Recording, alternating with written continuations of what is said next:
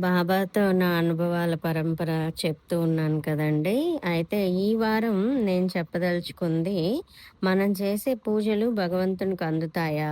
ఆయన మనకు సమాధానం ఇస్తారా? మన పూజలు అందుతున్నాయా లేదా చెప్తారా? అనే దాని గురించిన ఉదాహరణ అనమాట.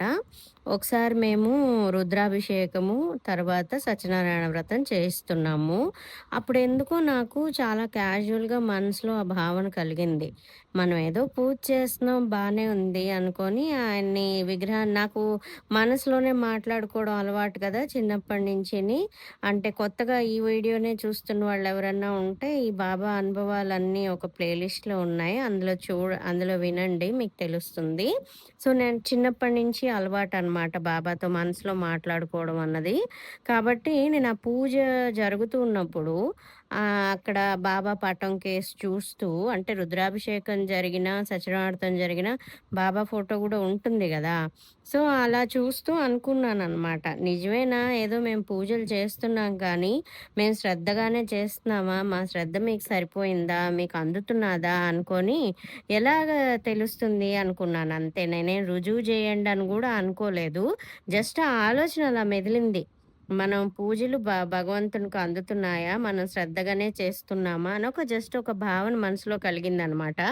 అయితే అప్పుడేమైందంటే ఇంటి దగ్గర చుట్టుపక్కల ఉండే ఒక అమ్మాయి కొంచెం ఆర్టిస్టిక్కో, ఎంఆరో తెలీదు. అక్కడుండే స్లమ్ దగ్గర ఎక్కడో ఉంటుందనుకుంటా. మూగ మాట్లాడలేదు ఆ అమ్మాయి. ఆ అమ్మాయి వచ్చేసింది ఇంటికి. ఆ ఇంటి ఓనర్లు ఒక పోర్షను, మేమొక పోర్షన్‌లో ఉంటాము. ఇది హైదరాబాద్‌లో. మేము కృష్ణకాంత్ పార్క్ బాబా మందిరం దగ్గర అద్దెకుండేవాళ్ళము. సో, అప్పుడు ఆ అమ్మాయి వచ్చేసింది.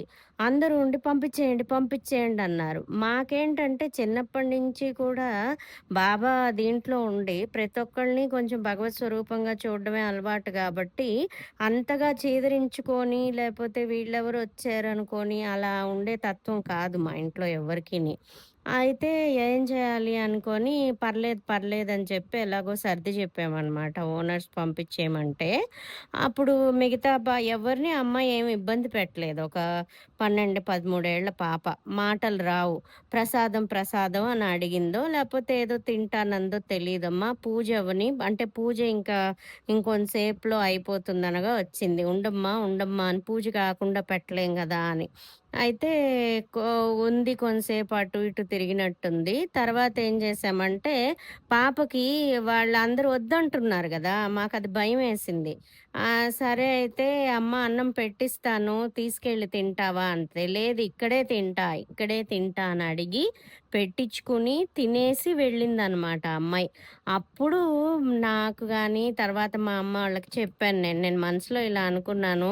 బాబా చూడు ఆ అమ్మాయి అంతకుముందు ఎప్పుడూ రాలేదు. తర్వాత రాలేదు. మేము గుడికెళ్ళినప్పుడు గూడా ఎప్పుడూ నాకు కనిపించలేదు. కాతే అక్కడి నుంచే వచ్చింది కాబట్టి చుట్టుపక్కల అమ్మాయి అని అనుకున్నాం తప్పితే, ఆ పక్కన ఎక్కడో ఉండుంటుందని. మేమైతే ఆ అమ్మాయికి పరిచయం లేదు. అంతకుముందు ఆ అమ్మాయిని చూడలేదు. ఆ తర్వాత ఎక్కడాను చూడలేదు. అట్లని బాబానే వచ్చారని నేను అనట్లేదు. ఆ చుట్టుపక్కల ఎక్కడో ఉండుంటారు అయ్యుండొచ్చు. మాకెదురవ్వలేదు అంతే. మేము సహజంగా బయటకు వెళ్ళాం ఎప్పుడైనా గుడికి తప్ప. సో, అలాగా మనసులో బాబాని అనుకున్నప్పుడు, మన ప్రార్థన అందుతుందా అంటే, తప్పకుండా అందుతుంది. భగవంతుడు తల్లి లాంటి వాళ్ళే కదా! అమ్మ మనకి మనం ఏం జేసినా అంటే, ఆఖరికి మనం ఏం జేయకుండా కబుర్లు జెప్పినా, ఆ కబుర్లకే తృప్తి పడిపోతది. అలాగ భగవంతుడు గూడా మనం చేసే ఏ కొద్ది ప్రయత్నాన్నైనా ఆయన మెచ్చుకుంటారు, స్వీకరిస్తారు, మురిసిపోతారు ఒక తల్లిలాగే. సో, ఇవాల్టి అనుభవం మీకు నచ్చిందనుకుంటాను. అలాగే పంచుకుంటూ ఉంటాను నా అనుభవాలన్నీని. మీకు కూడా భగవంతుని అనుభవాలుంటే రాయండి కామెంట్స్‌లో. లేదు నా ఛానల్ ద్వారా చెప్పాలనుకుంటే నాకు వివరాలు పంపిస్తే నేను తప్పకుండా చెప్తాను. అండ్ మీరు అనానిమస్‌గానే ఉండాలి. మీరెవరో చెప్పకూడదు అంటే గూడా మీ అనుభవం మాత్రమే చెప్పి పంచుకోగలను. అది. నమస్తే. శ్రీ సచ్చిదానంద సద్గురు సాయినాథ్ మహారాజ్ కీ జై.